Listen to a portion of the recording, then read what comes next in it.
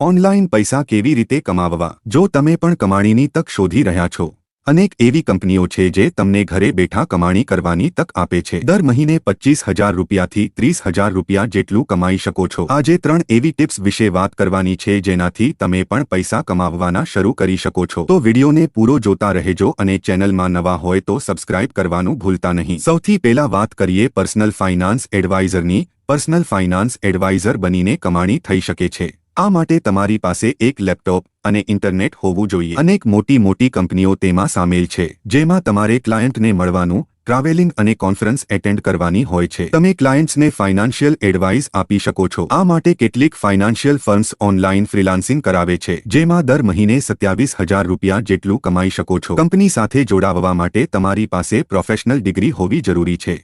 આ કામ સારી ક્રિએટિવ સ્કિલ ઉપર પણ નિર્ભર કરે છે. બીજા નંબરે છે ઓનલાઈન એકાઉન્ટ. ઓનલાઈન એકાઉન્ટનું કામ સૌથી વધુ ડિમાન્ડમાં રહે છે. કંપનીઓ સાથે ટાઈઅપ કરીને તેમના એકાઉન્ટ્સ હેન્ડલ કરી શકો છો. ઘરે બેઠા તમે કોઈપણ કંપનીનું એકાઉન્ટ ઓનલાઈન સંભાળી શકો છો. આ માટે કંપનીઓ દર મહિને 15,000 રૂપિયાથી લઈને 20,000 રૂપિયા આપે છે. આ માટે લેટેસ્ટ એકાઉન્ટિંગ સોફ્ટવેરની જાણકારી હોવી જરૂરી છે.